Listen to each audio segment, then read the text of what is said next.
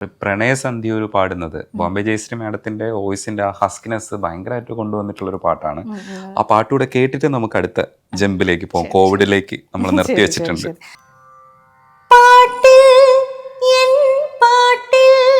സ്വരപത്മരാഗങ്ങൾ തേടി നോക്കി മണിമയിൽ പീലികൾ ചൂടി അനുരാഗിലമായ തപസ്സിൽ ജലജീവാഞ്ജലിയായി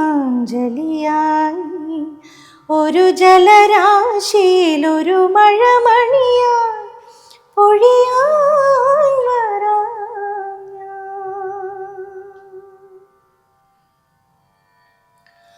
പ്രണയസന്ധ്യയൊരുവിൻ സൂര്യന്റെ വിരഹമറിയുന്നു,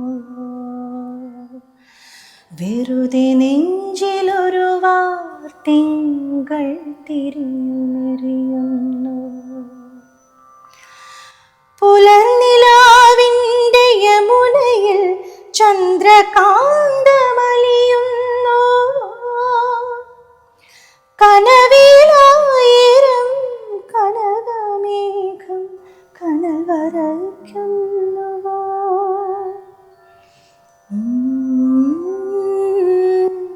സൂര്യന്റെ വിരഹമറിയുന്നു, കിനാവിൻ്റെ കാണാദ്വീപിൽ അമാവാസിരാവിൽ നിലാതാരമാമെൻ ജന്മം കണ്ടില നീ. ആകാശം ഇരുൾ മൂടുമ്പോൾ മുറിവേൽക്കുന്നൊരു മനസ്സോടെ മഴ നനഞ്ഞ ശലഭം പോലെ തിരികെ യാത്രയാ. പ്രണയസന്ധ്യയൊരുവിൻ സൂര്യന്റെ വിരഹമറിയുന്നു, വെറുതെ നെഞ്ചിലൊരു തിങ്കൾ തിരിയുമെറിയുന്നു. പുലർനിലാവിന്റെ യമുനയിൽ ചന്ദ്രകാന്തമെറിയുന്നു, കനവിലായിരം കനകമേഘം കനവരയ്ക്കുന്നുവോ. പ്രണയസന്ധ്യയൊരുവിൻ സൂര്യന്റെ വിരഹമറിയുന്നു, വെറുതെ നെഞ്ചിലൊരു തിങ്കൾ തിരിയുമെറിയുന്നു. ഈ പാട്ട് ഇപ്പോൾ അനൽമേലെ പനിത്തുള്ളി പോലെ ലൂപ്പടിച്ച് കേൾക്കുമ്പോൾ ഈ പാട്ട് തീരരുതേന്ന് ആഗ്രഹിക്കുന്നുണ്ട്. അപ്പോൾ തീരാതിരിക്കാൻ വേണ്ടി ലൂപ്പടിക്കുന്നത്. പക്ഷേ നിങ്ങൾ അവസാനം പാടിയത് കിനാവിൻ്റെ അവിടെ തുടങ്ങുന്ന സമയത്ത് ഈ വരികൾ ഒരിക്കലും അവസാനിക്കരുത് എന്ന് ആഗ്രഹിച്ചാണ്. എന്താണെന്നറിയാം, നമുക്ക് പെട്ടെന്ന് എവിടെ നിന്നില്ലാത്തൊരു സങ്കടം അങ്ങോട്ട് വരും, അതിലിരിക്കാൻ തോന്നും അല്ലേ, അതിങ്ങനെ സസ്റ്റെയിൻ ചെയ്യാൻ തോന്നും.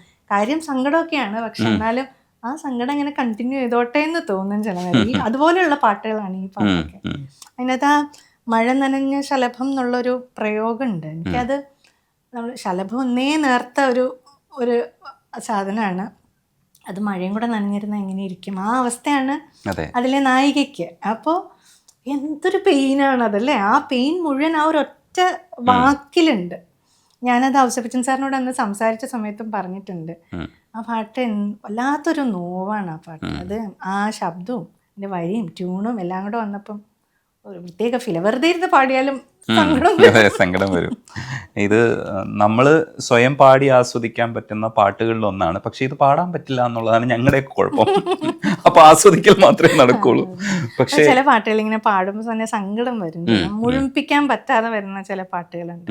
ഈ പലപ്പോഴും തോന്നിയിട്ട് ഇപ്പം ഒവ്വൊരു പൂക്കളുമേ ആ പാട്ട് അതെപ്പോൾ പാടിയാലും അവസാനം വരുമ്പോൾ ഞാൻ കരയും. അതുകൊണ്ട് ഞാൻ മനഃപൂർവ്വം അതെങ്ങും പാടാറില്ല, എനിക്ക് പാടാൻ പറ്റില്ല ആ പാട്ട്. അങ്ങനെ കൈതപ്പുറം സാറും ഔസപ്പച്ച സാറും കൂടി ഇരിക്കുന്ന വേദിയിൽ മാതൃഭൂമിയുടെ ഏതോ പരിപാടിയിലാണെന്ന് തോന്നുന്നു, ലിറ്ററേച്ചർ ലിറ്ററേച്ചർ ഫെസ്റ്റിവലിലാണ്.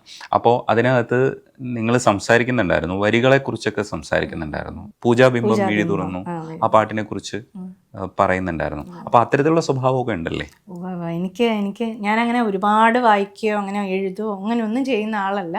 പക്ഷെ എനിക്ക് ലിറ്ററേച്ചറിനോട് ഭയങ്കര താല്പര്യമുള്ള ആളാണ്. അപ്പം പ്രത്യേകിച്ചും ഈ സിനിമ സംഗീതത്തിലെ വരികളെ ലിറിക്സ് ഞാൻ ഒരുപാട് ശ്രദ്ധിക്കാറുണ്ട്. ആ വരി ഒന്ന് പറയൂ. പൂജാബിംബം മിഴി തുറന്നു താനേ നടൻ തുറന്നു സ്വയംവര സന്ധ്യ രാജകുമാരി നിന്നു തിരുനടയിൽ സൂര്യനും സ്വന്തം ചന്ദ്രനും സ്വന്തം. ആ വരിയാണ് അന്ന് ഹൈലൈറ്റ് ചെയ്ത് പറഞ്ഞത്. അപ്പം അതില് സൂര്യൻ സന്ധ്യ ഈ മിഡിലാണല്ലോ. സന്ധ്യ എന്ന് പറയുന്നത് പകലിനും രാത്രിക്കും ഇടയ്ക്ക് നിൽക്കുകയാണ്. അപ്പം സൂര്യനും ഉണ്ട് അവിടെ, ചന്ദ്രനും ഉണ്ട്. അപ്പൊ ഇത് ആരുടെ സ്വന്തം നമ്മളെങ്ങനെയാ പറയാ? സന്ധ്യ ആരുടെ സ്വന്തമാണ് നമുക്ക് പറയാൻ പറ്റില്ല. പകലിനും ഉണ്ട് രാത്രിക്കും ഉണ്ട്. അതെത്ര ഭംഗിയായിട്ടാണ് മമ്മൂട്ടി നടുവിൽ നിൽക്കാണ് ജൂഹി ചൗള. അപ്പൊ എങ്ങനെയാ അത് ആരുടെ സ്വന്തം എങ്ങനെയാ പറയുക? അത് ഭയങ്കര രസമായിട്ടാണ് അങ്ങനെ എഴുതിയേക്കുന്നത്. അങ്ങനെയുള്ള മാജിക്കുകൾ തീർച്ചയായിട്ടും. ഞാൻ അന്ന് ഞാൻ ചോദിച്ച ക്വസ്റ്റ്യൻ എന്ന് പറഞ്ഞാൽ അത് തന്നെയായിരുന്നു. ഇങ്ങനെ ഒരു വരിയിൽ എങ്ങനെയാണ് ഇങ്ങനെ ഒരു സിനിമ മുഴുവൻ കൊണ്ടുവരുന്നത്. അങ്ങനെ ഒരുപാട് എക്സാമ്പിൾസ് ഉണ്ടായിരുന്നു അതിൻ്റെ അകത്ത്. അപ്പം അങ്ങനെ ലിറിക്സ് ഞാൻ ഒരുപാട് ശ്രദ്ധിച്ചിട്ടുള്ള പാട്ടുകളിൽ ഒന്നാണ് ഈ അകലെയൊരു കാടിൻ്റെ നടുവിലൊരു പൂവിൽ നുകരാതെ പോയ മധുമധുരമുണ്ടോ അവിടെ വന്നിളവേറ്റ നാട്ടുപെൺ പക്ഷിതൻ കഥ കേൾക്കുവാൻ കാത് കാടിനുണ്ടോ. അത് ഭയങ്കര ലിബറേഷനാണ് ആ പാട്ടിൻ്റെ അകത്ത്. അതിൻ്റെ എല്ലാ വരിയും ബ്യൂട്ടിഫുള്ളാണ്. ഒരു കാട് മുഴുവൻ ആ പാട്ടിലും ആ ലിറിക്സിലും കൊണ്ടുവന്നിട്ടുണ്ട്. ആ കാട്ടിനുള്ളിൽ എന്തൊക്കെയുണ്ട്, അതുണ്ട്, ഇതുണ്ട്, അതുണ്ട്, അതെല്ലാം ഇങ്ങനെ പറയുന്നുണ്ട്. ഇത് നിങ്ങൾ കണ്ടിട്ടുണ്ടോ എന്നാ ചോദിക്കുന്നത്. അപ്പം അതിൽ ആ സിനിമയിൽ അങ്ങനെയാണല്ലോ. അവർ പുറത്തേക്കൊന്നും അവരുടെ കഴിവുകളെല്ലാം മനസ്സിൽ ഇങ്ങനെ അമർത്തി വെച്ചിട്ട് കുടുംബത്തിന് വേണ്ടി കഴിയുന്നതായിട്ടാണ് ആ സിനിമയിൽ. അപ്പം നിങ്ങൾ കാണാത്തൊരു കാട് അവിടെ ഉണ്ട്, അത് എക്സ്പ്ലോർ ചെയ്യൂ എന്ന് പറയുന്ന പോലെയാണ്. പക്ഷെ സിനിമയിൽ സത്യം പറഞ്ഞാൽ ആ ഒരു ആംഗിളിലല്ല അത് അവതരിപ്പിക്കുന്നത്. പക്ഷെ എൻ്റെ ജീവിതത്തിൽ ഭയങ്കര ഒരു ടേണിംഗ് പോയിന്റ് ആയിട്ടുള്ള ഒരു പാട്ടാണ് ഈ പാട്ട്. ഈ പാട്ട് കേൾക്കുമ്പം എനിക്കിങ്ങനെയാണത് ഫീൽ ചെയ്യുന്നത്. ഞാനപ്പം പലപ്പോഴും വിചാരിക്കാറുണ്ട് ഓരോ പാട്ടും ഓരോരുത്തർക്ക് എന്തൊക്കെ മാറ്റങ്ങളാണ് കൊണ്ടുവരുന്നത് അല്ലേ. നമ്മൾ വിചാരിക്കാത്ത ഒരു എക്സ്റ്റെൻറ്റിലേക്ക് അത് പോകും. അപ്പോൾ ഈ പാട്ടിങ്ങനെ ഞാനിങ്ങനെ ലൂപ്പിൽ കേൾക്കുമായിരുന്നു ആ പാട്ട്. അപ്പോൾ ഓരോ പ്രാവശ്യം കേൾക്കുമ്പം ഒരു കാട് അവിടെ ഉണ്ട്, എക്സ്പ്ലോർ ചെയ്യപ്പെടാത്ത ഒരു കാട് നിങ്ങളുടെ മനസ്സിലുണ്ട്. അപ്പം ഇനിയും എക്സ്പ്ലോർ ചെയ്യൂ, അവിടെ അതുണ്ട്, തേനുണ്ട്, മൃഗങ്ങളുണ്ട്, പക്ഷികളുണ്ട്, നിങ്ങൾ കാണാത്ത ഒരുപാട് കാര്യങ്ങളുണ്ട്. അപ്പം അങ്ങനെ ഞാൻ പറഞ്ഞല്ലോ ആ ഫാൻറ്റസൈസ് ചെയ്യുന്നൊരു പരിപാടി ഉണ്ട് എനിക്ക് പാട്ടുകൾ കേട്ട് കഴിഞ്ഞാൽ. അപ്പം ഞാൻ തന്നെ എൻ്റെ മനസ്സിലിങ്ങനെ ഇതിൻ്റെ താഴെ ഇനി എന്തൊക്കെ വരുമെന്ന് അറിയില്ല. വട്ടാണല്ലേ, അതൊക്കെ വരുമായിരിക്കും ചിലപ്പോൾ. ചില പാട്ടുകളൊക്കെ അക്സെപ്റ്റബിൾ ആണ്. അപ്പം അതിങ്ങനെ കേൾക്കും തോറും ഞാൻ വിചാരിച്ചു, ഞാൻ അന്നേരം ഒന്നും പാട്ടിനൊന്നും ഒട്ടും സീരിയസ് ആയിട്ട് എടുത്തിട്ടുണ്ടായിരുന്നില്ല ആ സമയത്ത്. അപ്പോൾ ഈ പാട്ടിങ്ങനെ കേൾക്കുന്ന സമയത്ത് ഞാൻ വിചാരിച്ചു നമ്മൾ ഒട്ടും എക്സ്പ്ലോർ ചെയ്യപ്പെടാതെ ഞാൻ തന്നെ ഇങ്ങനെ ജീവിച്ചു പോവാണ്. കുറേ എക്സ്പ്ലോർ ചെയ്യണം, ഇനി മ്യൂസിക്കിൽ എന്തെങ്കിലുമൊക്കെ ചെയ്യണം, അല്ലെങ്കിൽ എന്ന് വെച്ചിട്ട് ഞാനിപ്പോൾ നാളെ ഭയങ്കര ഒരു സിംഗറായി അറിയപ്പെടുക അങ്ങനെയല്ല ഞാൻ ഉദ്ദേശിക്കുന്നത്. നമ്മൾ ചെയ്യുന്ന എന്തെങ്കിലുമൊക്കെ കാര്യങ്ങൾ, നമ്മൾ ചെയ്യുന്ന എന്തെങ്കിലുമൊക്കെ വർക്ക്, അതൊന്നും ആൾക്കാർ കേട്ടിട്ട് നമ്മൾ ഇങ്ങനെ ഒരാൾ ഉണ്ടായിരുന്നു ഇവിടെ എന്ന് അറിയപ്പെടണമല്ലോ, അറിയണമല്ലോ. നമ്മൾ കുറേ കഴിഞ്ഞിട്ടാണെങ്കിലും നമ്മൾ ചെയ്തു വെച്ച കാര്യത്തിനെ പറ്റി ആൾക്കാർ അറിയണം എന്നൊക്കെ അങ്ങനെയൊക്കെ ഒരു തോന്നലുണ്ടാക്കിയത് എന്തൊക്കെയോ കാര്യങ്ങൾ കൊണ്ട് ഈ പാട്ടാണ്.